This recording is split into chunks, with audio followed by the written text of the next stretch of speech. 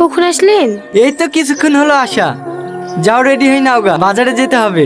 আব্বা জানে? হ্যাঁ হ্যাঁ, আব্বাকে ফোন করেছিলাম, আব্বাই বললো তুমি এখানে আসো। আচ্ছা ঠিক আছে, একটু বসেন, আমি আসছি।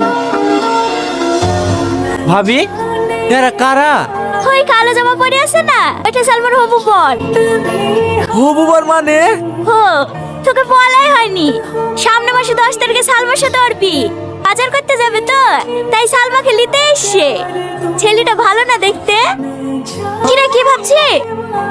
ও কিছু না, ভালো দেখতে। এই টনি, ভাবি তুমি? কি ব্যাপার রে? আজ দুদিন ধরে দেখছি ঠিক মতো বাড়িতে থাকছি নে। সে সকালবেলা বেড়েছি, বিকালবেলা ঢুকছি। কি হয়েছে রে তোর? কি হবে আবার? এই বন্ধুর সাথে একটু খেলা করছিল। কই তোর একটা বন্ধু কত দেখতে পাসনি? সবাই ছিল, এক্ষুনি চলে গেল। ঠিক আছে বাড়ি চ। কেনে? সালমাকে টোটোতে তুলি দেয় গা। আমি পারবো না, ভাইকে যেতে বলো গা। তোর ভাই মাঠে গেছে, তোকে যেতে হবে, চ।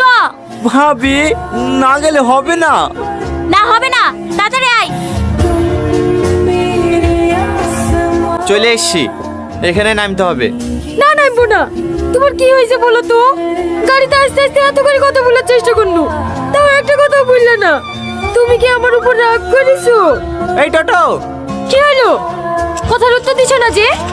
বাস স্ট্যান্ড যাবে? হ্যাঁ যাবে, উঠি বসেন। টনি, আমি কি অন্যায় করেছি তোমার কাছে? তাই তুমি আমার সাথে কথা বলছো না? আজ দুদিন ধরে দেখছি তুমি আমাকে এড়িয়ে এড়িয়ে চলছো। তুমি আমার সাথে কথা বলবা কিনা তাই বলো। দেখি আমার কাজ আছে। থাক, আমার ব্যাগ কাউকে বইতে হবে না।